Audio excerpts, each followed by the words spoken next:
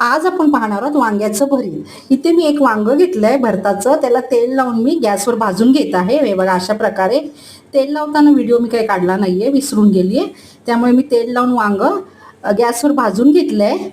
सुरीने मध्ये मध्ये असे हे करायचे, टोस्ट करायचे, म्हणजे आतल्या भागाला पण वांग भाजलं जातं। हे बघा अशा प्रकारे कापून घेतलंय। आतमध्ये काही कीड वगैरे आहे का बघून घ्यायची आपण। एकच वांग होतं छोटंसं, ते मी डब्यासाठी भाजी करत आहे। बघून घेतलं आणि ग्लासाने ते फोडून घ्यायचं आहे। माझे असेच ग्लासाने वांगाचं भरीत करायचं, ग्लास घ्यायची, धारदार ग्लासाने ते वांग फोडून घ्यायचं, म्हणजे मऊसूद होतं ते, असं कापलं जातं ते।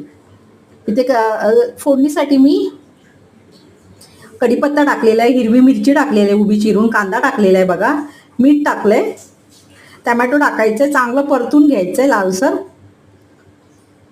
हळद टाकलेली आहे, काश्मीरी लाल मिरची पावडर टाकली आहे, कारण मी इथे हिरवी मिरची वापरली आहे तिखट जास्त होऊ नये म्हणून। आणि जे आपण वांग भाजून फोडून घेतलेलं आहे, म्हणजे ज्याचा हे करून घेतलेलं आहे, किस करून घेतलेलं आहे कापून वगैरे, हे बघा ते त्याच्यावर टाकायचं आणि परतून घ्यायचं छानपैकी। झाकण ठेवायचं आहे, मंद आचेवर होऊ द्यायचं आहे।